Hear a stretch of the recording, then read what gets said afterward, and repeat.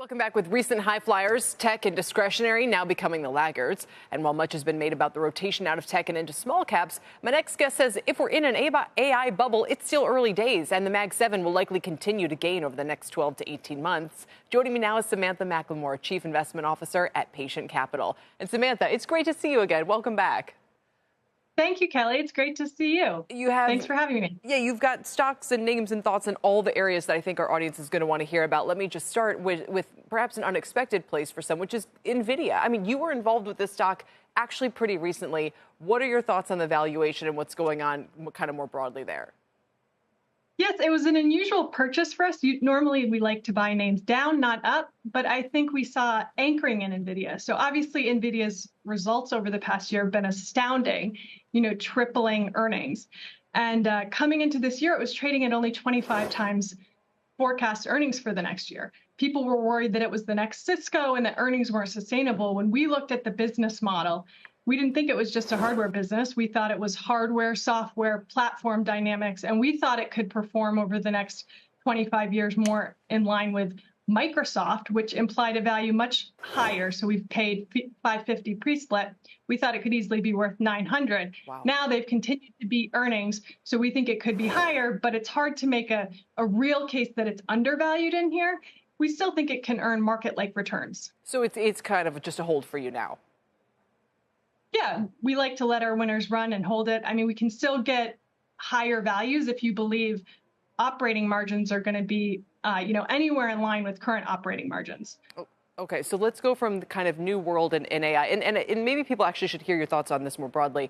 As we're debating whether this is a broadening out or a breaking down of the markets, do you have a vote to cast in one direction or the other, or do you sort of think that you were being a little too quick to call the end of the kind of Mag 7 run?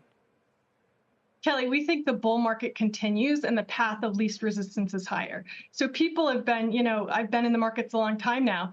The whole time since we've been in this bull market from the lows in March of 2009, people have been worried about the end of the bull market. The S&P 500 is up 1,000%, 17% a year over that time period.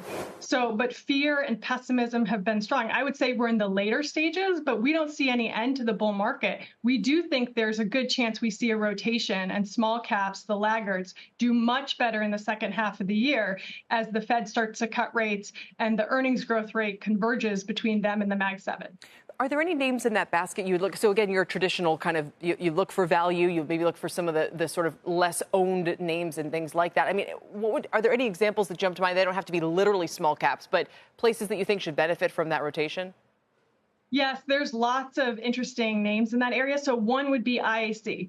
It's run by some of the best capital allocators in the world, Barry Diller and Joey Levin. It's traded down. It trades at about $50 a share. They have a collection of businesses. They own about 20% of MGM, a publicly traded company, and over 90% of Angie. If you just look at the value of those two pieces that are publicly traded plus the cash on the balance sheet, the stock's trading at about a 14% discount. If you include all of the other businesses, which are really interesting, and diversified, we get a value with a 20% conglomerate discount in the 90s. And again, this is a great team that we expect to, make value accretive decisions and grow the value over time. So let's talk airlines then. As I mentioned before, you and I have talked about Delta, which had a great start to the year. Then obviously things have gotten a little bit tougher. We just spoke with the CEO of Alaskan, and that stock's had kind of a tough run.